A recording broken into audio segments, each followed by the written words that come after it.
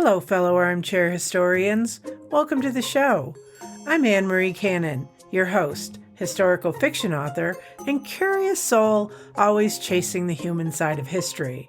Show notes include my website, links to content discussed in the episode, how to support the show, and a free short story download that introduces readers to Bedlam from my soon-to-be-released historical fiction series. On this podcast, my guests share the history they love most, and we experience it through their eyes. What fascinates them, what they've uncovered, and why the story still matters. Let's get into it.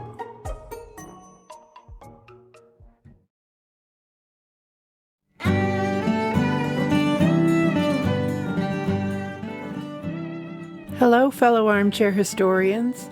Welcome to the show. Anne Marie here. A quick note before we dive in. I'd like to put out a call to action. Wherever you listen to this podcast, at the top of our show notes, you'll see a little button, a link that says, send us a text. I'd really love to make this more of a conversation. So if you tap it, I would love to hear where you're listening from, what histories you're obsessed with right now, and what family story you wish you knew more about. I do read every message and will respond. Today's guest is Laurie Marr Wasmund, Colorado author, speaker, and founder of Lost Ranch Books. Laurie first joined us back in 2020, and she's returning with a brand new historical novel rooted in her own ancestry, Catching It Lovely, inspired by the life of her great-great-grandmother, Jane Morton Scott. We talk about why Laurie's favorite history still lives in the 1900 to 1925 era, especially America's World War I years. And we follow the longer arc of migration and reinvention from Scotland's textile towns to New York and Chicago, through the shadow of the Great Fire, and finally to homesteading in Colorado Territory in 1875. It's a conversation about research, resilience, and the quiet heroism of the woman who built lives and communities on the frontier. Let's get into it. Laurie Marr Wasmund, welcome back to the show, I should say. Thank you. I'm always thrilled to be here and always thrilled to talk to you. Yeah, well, we're both pretty much history geeks, genealogy, all the stuff right there. It's like you and I definitely connect on that. Now, you were on the show back in August of 2020, and we were talking about, when I asked you what's your favorite history, which I start all the episodes off with that, you said 1900 to 1925. And I'm wondering if that still echoes today, and has your answer changed at all? And if so, why? It really hasn't. I'm still in love with that period of time because there were so many changes, both in America and also on a worldwide basis.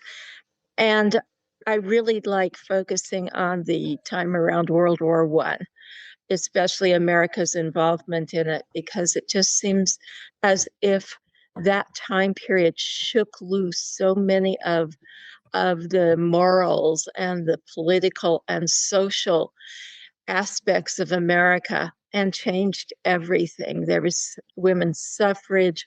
There was terrible treatment of conscientious objectors, which eventually led to a better system for treating them. Big government started at that time with the nationalization of the steel mills and the railroads and Smith and Wesson. And so all sorts of we hear all sorts of echoes today from that time.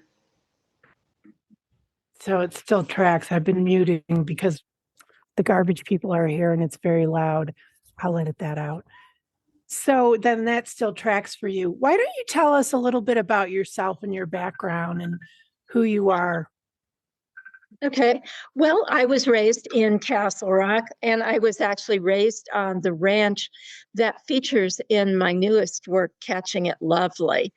My great-great-grandparents homesteaded near Castle Rock, about 5 miles north, and they passed on the land through the generations to my father. And then in the 1980s, because of various situations, the property was sold, unfortunately, and now has been developed into, at this point, which is a little bit sad. But I was raised in a family that loved reading, that loved the written word, the spoken word, loved stories. My grandmother on my father's side was the Douglas County historian and wrote a newspaper column as well as a book about Douglas County. I was just raised in that environment, and also I was raised with a strong sense of being Scottish and loving history. So, your new book, which you just referenced, is Catching It Lovely, and it centers on your great grandmother, Jane Morton Scott. Yes. What made you decide this was the time to write that book, to write about her? Well, my mom passed in 2018, and I didn't write about the family before that time because I wanted to fictionalize the story. And I knew that she would sit there and go, well, this isn't right. This isn't how it happened. And so I started it after she passed. I spent the years of COVID, when we couldn't go anywhere, when we couldn't really associate very much except through virtual means, on ancestry.com. And I researched my family all the way back as far as I could go on all sides of my family. And I found out more about the Scott family, which is my mother's family, and which is the family that homesteaded in Douglas County. And I thought, I think I'll write about the outstanding and amazing women who were in my family and who did these things that women didn't normally do. I have Jane Morton Scott, who's in this book, and she basically homesteaded by herself while her husband kept his job in Denver. And she had 5 kids under the age of 10. And so it couldn't have been easy. There's Martha Scott, whose husband was very sick and was always chasing a cure for cancer, and who went through that with him. And that story is amazing because of her fortitude and his hope to find that cure, which of course he never did. Anna Scott is another one I want to write about because she was a school teacher. She was the good girl. She was the one who followed all the rules. And then something came loose in her, something sprang loose, and she eloped with a ne'er-do-well, and a bad boy. And the story gets wilder from there. Ooh, I like that premise. So when you began writing about your great-great-grandmother, what did you think you knew about Jane? And what did you discover that upended your assumptions? Well, I didn't know a whole lot about Jane. The way that the ranch worked, Jane and Alex homesteaded on one part of it, and then their son Alex Jr. homesteaded on about a mile away from them. And that's where I grew up. I grew up on Alex Jr.'s property. And so we really didn't know much about Jane and Alex, the original homesteaders. Eventually, my grandparents bought up all the properties in between those two properties and owned the entire stretch, owned the full 2,000 acres at one point. But Jane and Alex were always kind of a mystery because they just weren't talked about. And so I thought, I knew that they had come from Arbroath in Scotland to Chicago. And then I knew that they had come to Denver, because of friends of theirs named the McMurdo family. and also because they had cousins here in Denver. And that's basically all I knew. And I knew that my mom had specific information on how they built their house and that sort of information, but she didn't really have any information about who they were. And so I thought, well, I'll invent who they are and follow their story in order to create a legacy. Now that the land is gone, I want my children and my grandchildren to know what their history is and what their heritage is. And so I started looking into Jane and Alex, and I found out that they'd met the McMurdos in Chicago, which I don't know if anybody else in the family knows. They'd all lived in the 6th Ward at Chicago. I suspect that Alex and George McMurdo worked together because they worked together again in Denver at the Denver and Rio Grande Railroad. And then I also found out that Jane and Alex had lost a daughter in Chicago, which I had never heard. And that daughter is buried at Graceland Cemetery, which is now I think it's a national park or monument at this point. And so there were a few surprises when I started researching. So this is based on a true story, but like you said, it's historical fiction. Yes. So how do you do that? How do you leverage, the facts into this created world? It's actually, for me, fairly easy because I like having the structure of the history. I can't change the history, so I have that structure. And then I have to wrap my characters into that history. I have to weave them in.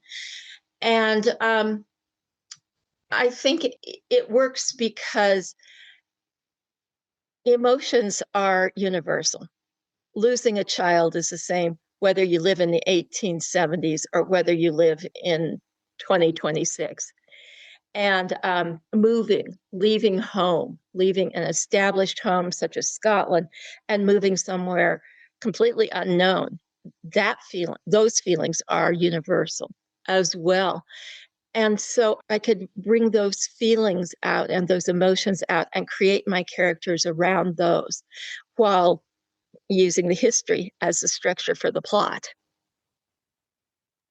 So what were your sources other than, I'm always curious about this, other than, the census and the information you have, any letters or anything like that?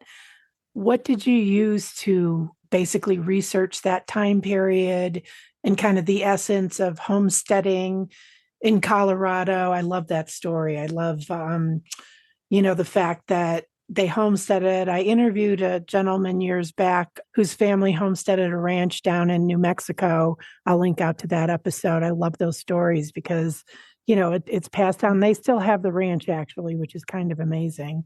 But I love that they've passed it down. Now, what year was it when they homesteaded? They homesteaded in 1875. Wow. And it was in the family for how long? Until 1981. Wow. That's a long time. That's something. Yeah. There's a lot of generations there. So, where did I kind of went off on a tangent, sorry, but what information research did you do to help create the narrative so that it was true to the time and the experience of homesteading? Well, first I had to start in Scotland, of course, and I had to look into Arbroath, Scotland, and what it was like in the time my characters lived there. Jane was born in 1840 and Alex in 1841, and so I had to look at that until they left in 1866. And there are several stories about how they got here, so I had to choose one version and stick with it. But I then had to bring them to New York, where they came into Castle Gardens and not Ellis Island, because Ellis Island was not established yet. And then I don't know how long they stayed in New York, but it couldn't have been long because in 1868, their daughter Mary was born in Chicago. So then I had to look at Chicago. And they came to Colorado in 1872. And I thought, why did they come to Colorado in 1872? What would make them leave Chicago, which was a steel town, and it was a railroad town. And it had so many opportunities for Alex, who was a machinist and had been a machinist in the textile mills in Scotland. And so he had ready work in Chicago. What made them leave? Of course, Chicago burned. And I think that's when they left and came down to Colorado. But as for the homestead, I looked into the laws and when the Homesteading Act was put together and passed by the Congress. And that was in 1862 during the Civil War.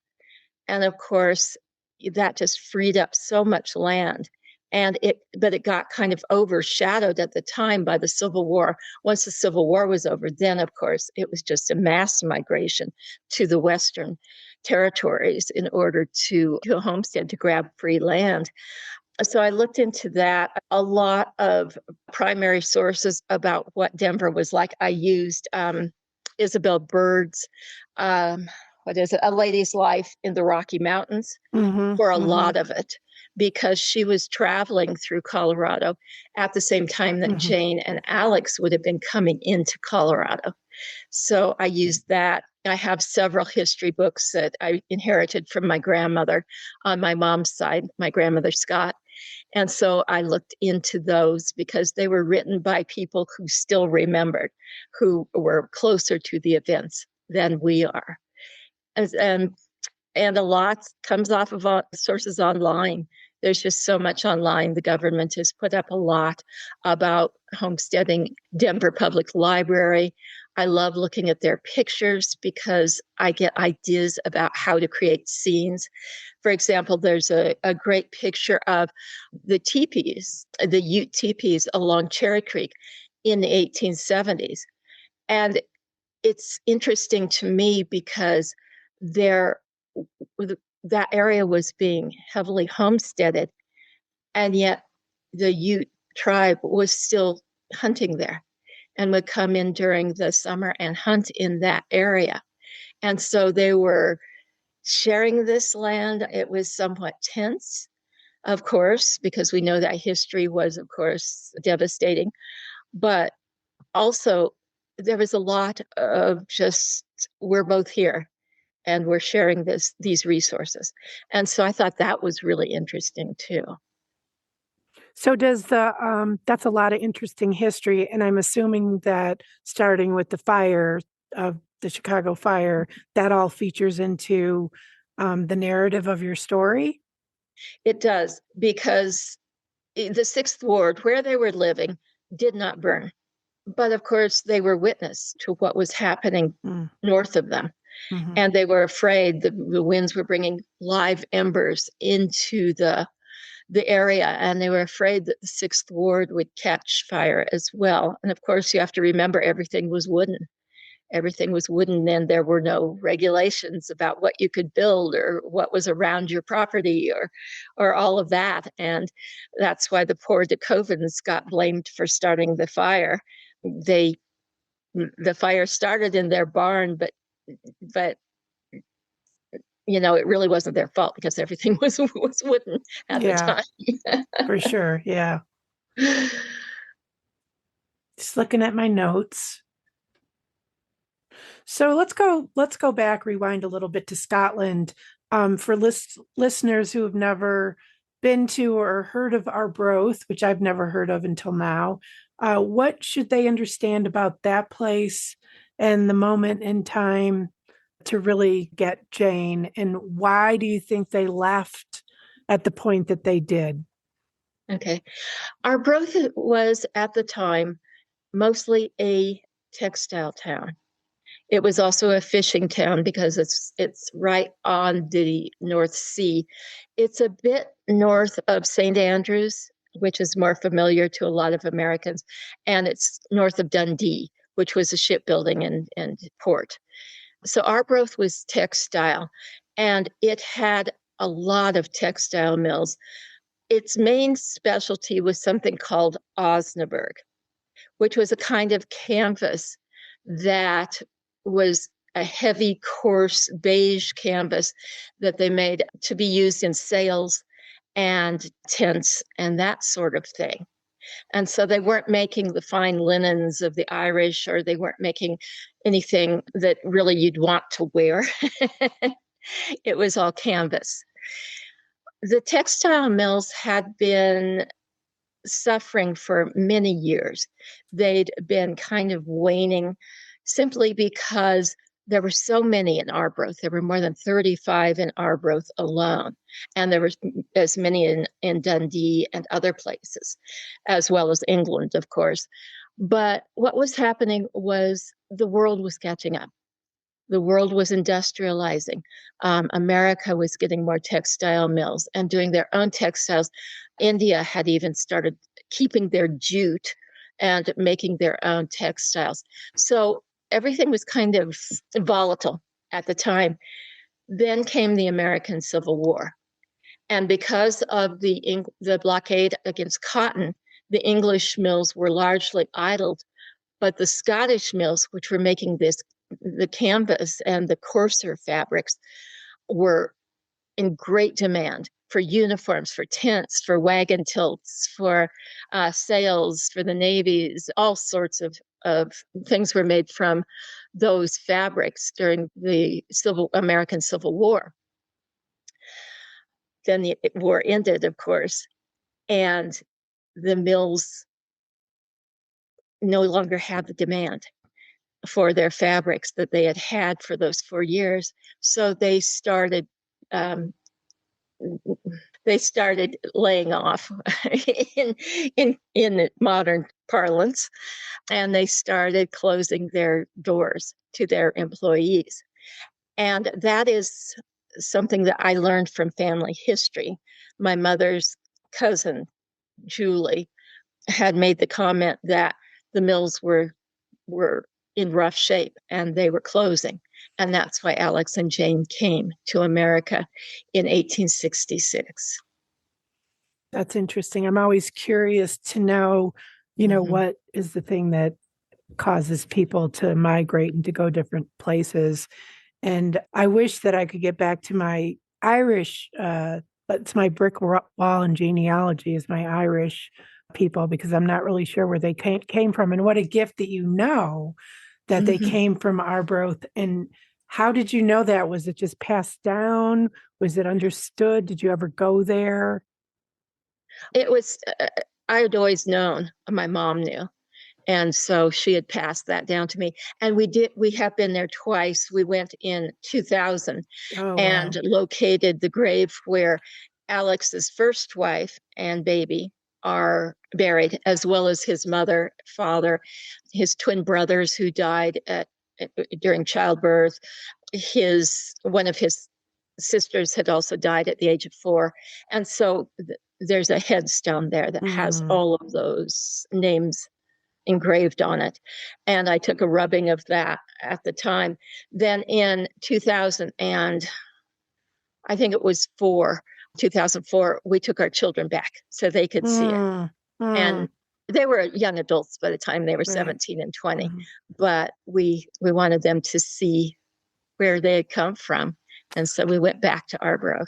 I love that you're able to do that, because that tangibility, like I get chills when I hear about that, because I know that feeling of being able to go to a place. Of course, mine are all in the United States, that I'm able to kind of go and be at where their house was or whatever. But there's something, you either get it or you don't. You're either a big history geek in genealogy and you have that moment. There's something about that tangibility. I don't know, maybe you can talk a little bit about that, about what that was like for you when you went and you actually saw the final resting place of your ancestor. It was really amazing. I mean, it took us some time to track down the burial plot, because we went to the records place and I said, I'm looking for Alex Scott, and they said, we won't even look for the name Scott. You're going to have to come up with another name. Yeah. And so I was able to come up, of course, with Jane's name. Morton isn't quite as common as Scott. And they were able to find it. And tell me where it was. And then we went up to the Abbey, which is a tourist attraction. And the people there then showed us to the gravesite. And that was fun too, because they were excited to see Americans coming in and trying to find their heritage and actually having a heritage instead of coming in and saying, I'm related to Mary Queen of Scots, or I'm related to Robert Bruce, or one of those. So they were excited to find somebody who really had tangible history. Yeah. Oh, that's awesome. I am a little envious about that. And I can only imagine. So the journey towards Colorado, it's a long journey. And what were the hardest parts of translating like a real family migrating into a felt narrative without turning it into a history lecture? This is always something that I find challenging in writing historical fiction. It's like, how do you decide to, because you don't want to lose your reader. We're all proud of our research, right? So I'm curious about that. The way I write is to put everything into the first draft.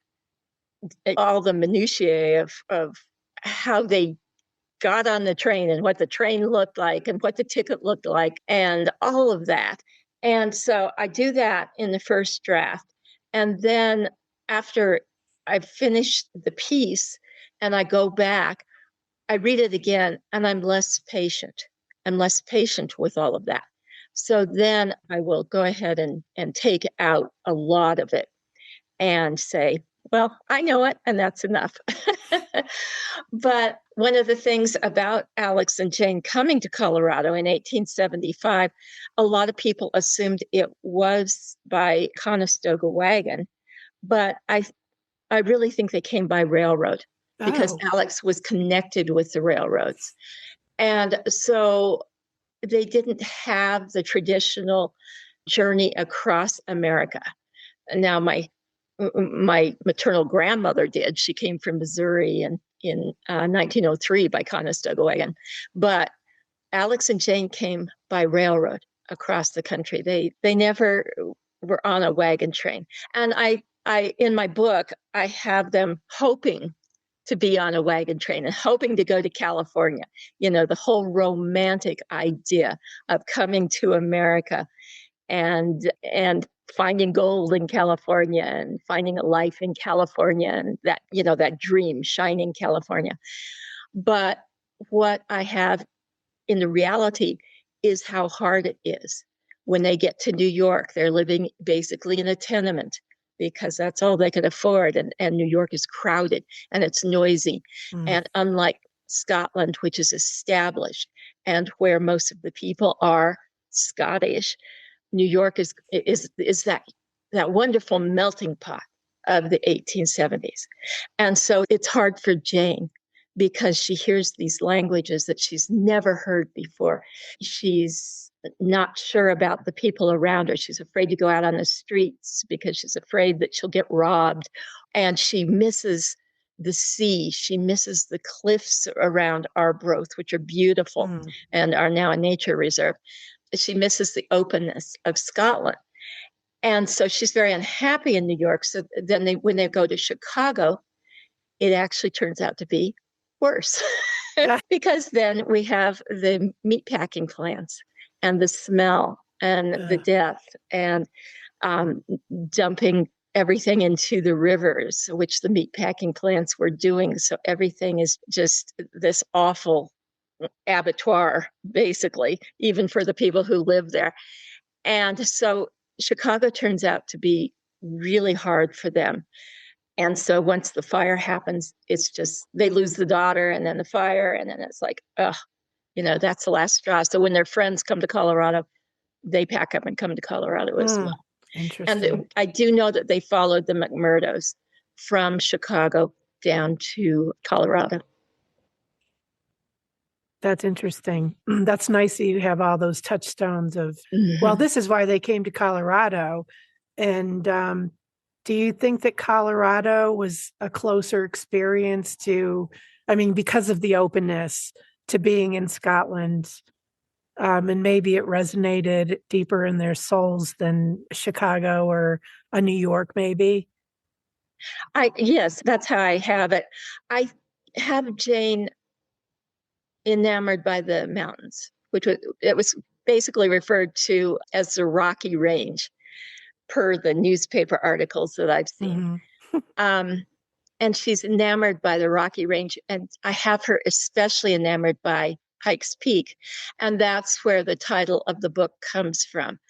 I belong to a site on Facebook called Scotland Scenery, and one day I was skimming through looking at the pictures, and I came across a post that said, I spent the afternoon catching it lovely at Loch Lomond.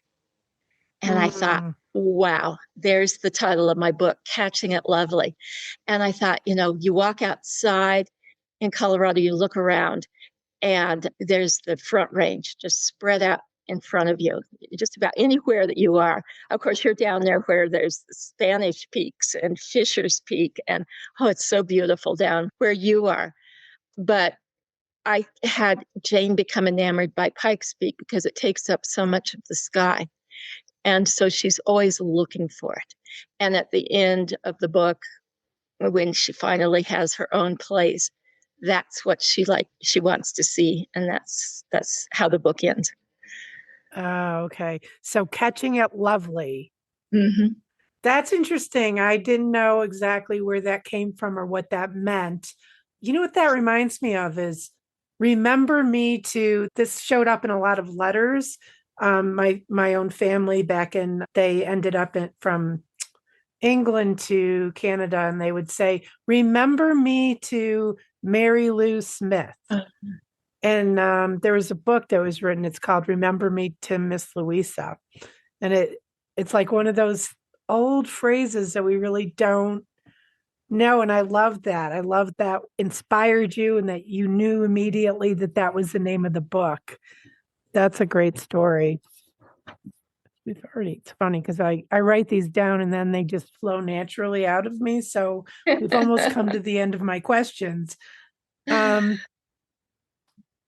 Okay, so connecting the threads in your earlier work, you spotlight integrity and civic courage like Van Cise and communities under pressure like Ludlow-era Colorado. I remember talking about that with you.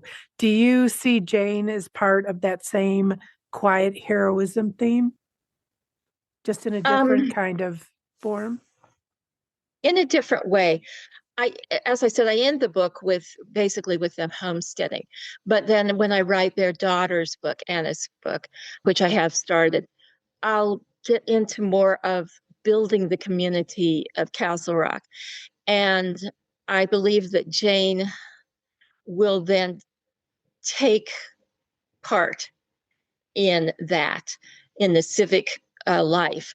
But Anna will also take part in the civic life. She was a school teacher, and she taught at the small schools throughout Douglas County and up into Jefferson County and even as far as Eagle, because schools were funded by the community. And so the community would get together, they'd have enough money to hire a school teacher for a while, and they'd find a family where the school teacher could board. And then they would run out of money. And so the school teacher would move on to the next place. Anna taught all over Douglas County. She just moves and moves and moves.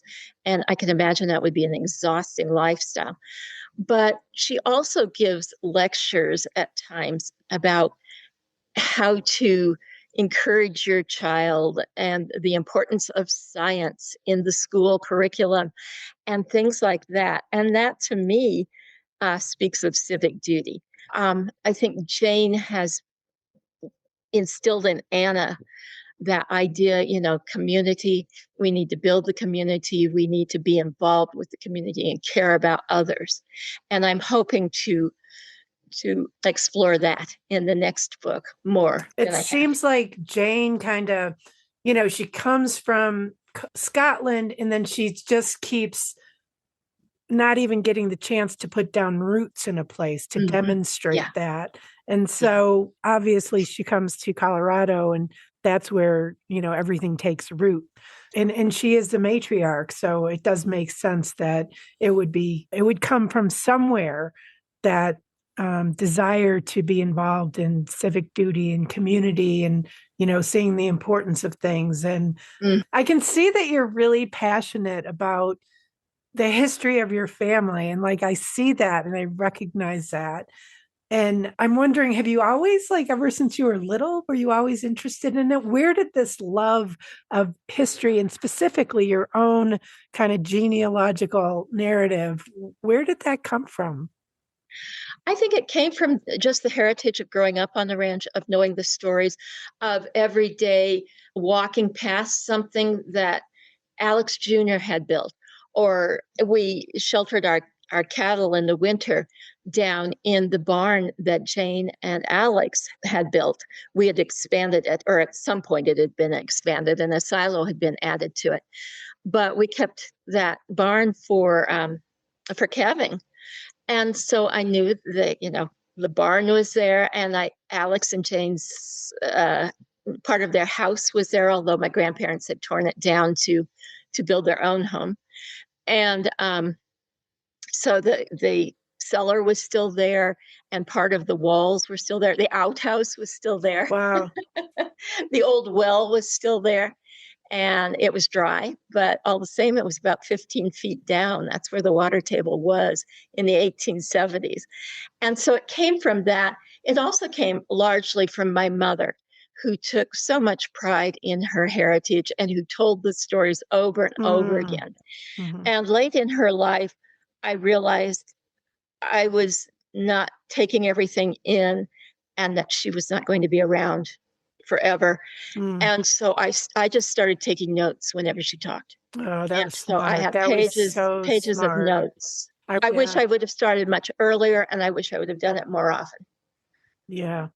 So are you from a big family, big Scottish family?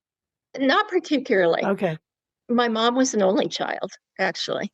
Oh, wow. And so she had all the history, and she had everything. My dad had a big family. And then I have 3 siblings. I have a brother and 2 sisters. So are they into this history the way you are? No. Okay. I'm always curious, because I'm from a family of 6 and I am the keeper of the history. I'm the one now. I'm the youngest of 6. Yes. They never took me seriously until they realized that I had discovered that we actually had English roots, because they all thought that we were pure, on my dad's side, Irish Catholic, which it turns out that his grandfather was actually pure English, Church of England, no less. And they didn't believe me until we did the DNA and everything that I had researched and using the paper. I went back to England, all those things. It was basically shown to be true through the DNA. And so now they take me, their little sister, seriously. And if they have a question, they text me or ask me, what was the story about this one and that one? And I don't know why. Why am I always wonder about this. And that's why I'm asking you these kind of strange questions, is because I'm always curious, why do we do that? What is it about us that... I don't know. Is it a gene? Is it DNA? Is it... I don't know. Because you came into writing later in your life, right? Or not really. I've always wanted to be a writer, and I've always written, but I had never done anything with it, really. I'd had a few short stories published in the 90s, but I'd not done anything with it. And finally, in 2012, my husband said, "You've been writing your entire life, do something with it." And so, and he told me there, the Amazon had this self-publishing thing going on. And so that's when I looked into it, talked to people who had done that, and started my own imprint and just jumped right into it. Wow. So you've been self-publishing since 2012? Yes. Wow. Yeah. Wow. Yeah. Yeah, I'm inspired by that. That's what I am doing. I have my own kind of indie publishing, Belgian Rabbit Publishing. What's the name of your publishing company? Mine is called Lost Ranch Books, and it's in honor of the ranch and Yeah. in honor of it being sold in the Yeah. 80s. Oh, interesting. I know, because mine is Belgian rabbit. My mother was born in Mm-hmm. Belgium. And so I'm always kind of thinking about that history too, which is a totally Right. different story. It's a documentary that I've been working on and hopefully one day will come out. But it's about, again, it's about my mother's genealogy and childhood Mm-hmm. and the people that came before her. Are you glad that you did the indie publishing? I am. I don't think because of the way I like to include details, and I don't like to be told what to do. I'm Scottish. I'm stubborn. But I have enjoyed it greatly because I've been able to have everything under my control, Mhm. and I've been able to meet so many people. I talk at historical societies. I just talked at the Douglas County Library a couple of weeks ago, and that was fantastic. That was basically my book launch for Catching It Lovely. I do St. Andrew's Society. I've done all sorts of things, and it's allowed me to really blossom in this area where I think if I would have kept trying to go through the traditional means Mhm. and gotten frustrated and gotten rejection letters and all of that, I would have eventually quit writing. But It does now seem I like know. that. I've seen that. It's funny because Mhm. 2012, that's when I went to school for creative and professional writing. And my master's Mhm. thesis was this book that I'm going to be publishing in the spring. And it's interesting how indie publishing has definitely evolved. And Mhm. I mean, anyone can publish a book, but it it has to be quality writing for it to do Mhm. well. And it's a lot of work. It seems like a lot of work to indie publish, but I've watched people so frustrated and so knocked down by rejection trying to Mhm. get their books published. And I'm a lot like you. I agree. I don't like to be told what to do. I want to do it. I want to do it good. I want to do it right. It Mhm. is a learning curve though, right? Yeah. Oh, Um, yes. but it does seem like you have figured out a way to kind of use your platform in different ways, the Mhm. history, talking at history clubs and that type of thing. So you were one of the people from the beginning that really inspired me because I mean we met when I was doing geocon, Right. Yes. and that has since ended, but Mhm. I remember you were one of the people that I felt really was doing the thing that I wanted to do. And here you are still doing it, how many years later? Yes. So that's awesome. It's sort of for better or for worse. Yeah. Yeah. It's a lot of work, it seems like. But It is. But yeah. it's a lot of inspiration, and it's a lot of getting up every morning and thinking, okay, what am I going to do today? Where am I? I'm going to send proposals to this. I'm going to contact this historical society. I'm going to do this and this. And so it's a lot of just getting in there and punching, getting in there and punching my way through. And, and it has worked. It has worked. And the marketing is the worst part of it. It's the hardest part of it. I And sell it's mostly, constantly changing, isn't it? it is.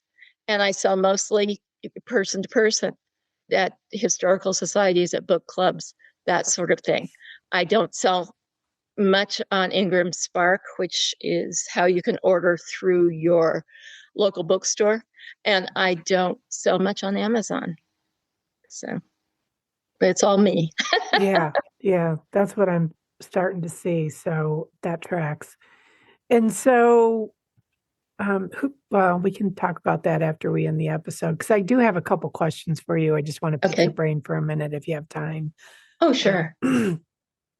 Regarding this history and specifically the book about your great great grandmother, is there anything that I didn't ask that you want to share with our listeners?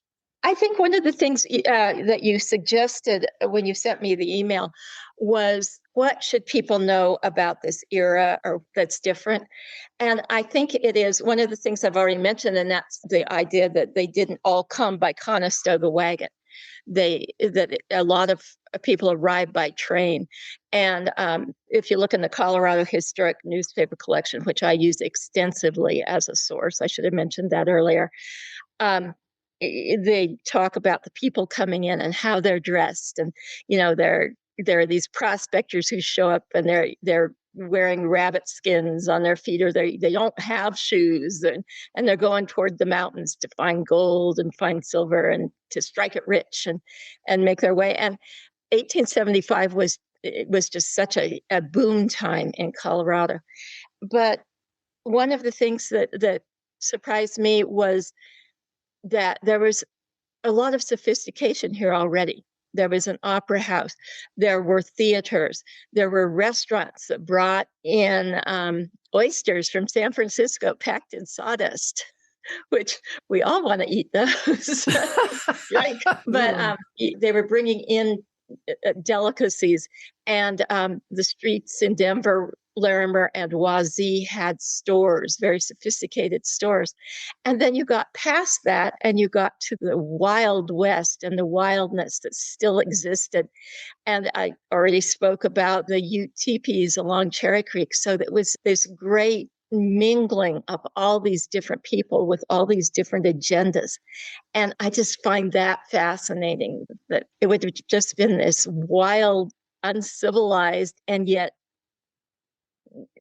restricted time as well, because people were coming in and saying, oh no, we're going to build a mansion and we're going to do this. And John Evans had his giant mansion out on the prairie. It just sat out there on the prairie all by itself, and the gold and silver magnates were coming in and building those giant houses.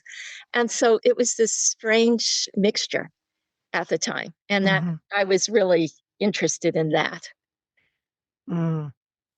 Yeah, and living in Colorado, like you do see a lot of the remnants of that time period and that history. Of course, I used to live in Georgetown, which you talk about silver barons, and Hamill was one of them. And, the houses in Georgetown, like, are that luxury sort. And it was at that same time frame. And it's like, it was really rugged, and yet there was this elegance at the same time. Yeah. And we do see that. And now I've moved south, so I'm in Trinidad, which is similar but different at the same time. The history goes a little deeper down here because we have the Spanish that were here earlier, that type of thing. History everywhere in Colorado. And it's really, I love it. It inspires me too.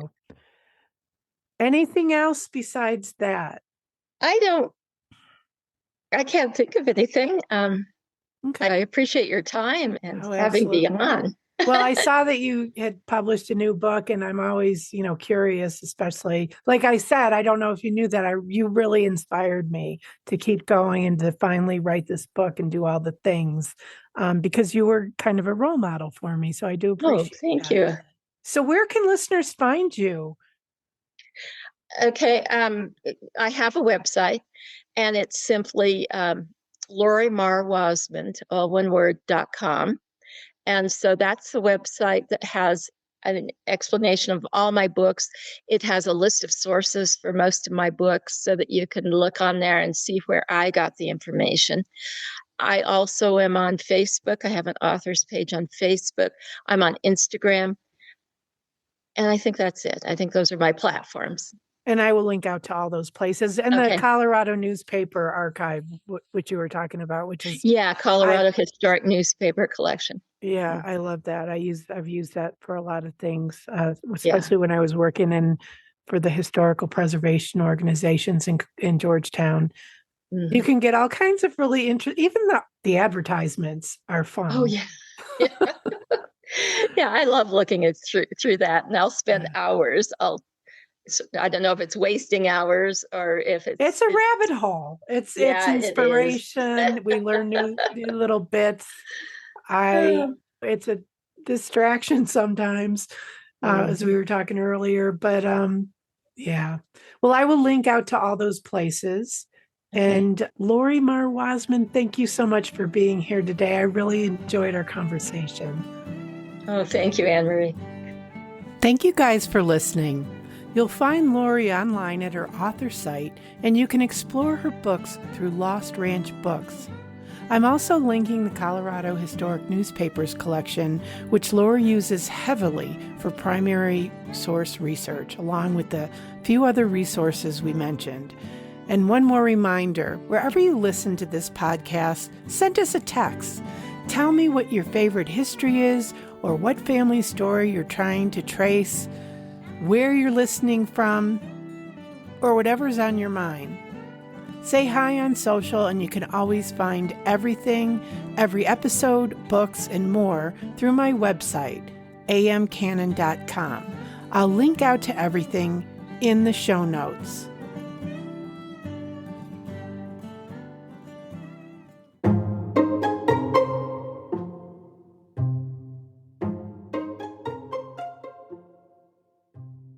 Thanks for spending time with me on Armchair Historians. If you enjoyed this episode, the easiest way to support the show is to follow or subscribe so you never miss an episode.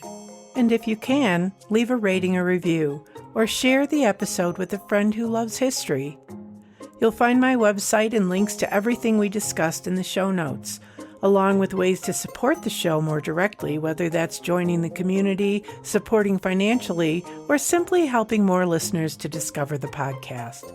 And don't forget, the show notes also include a free short story download that introduces readers to Bedlam from my soon-to-be-released historical fiction series.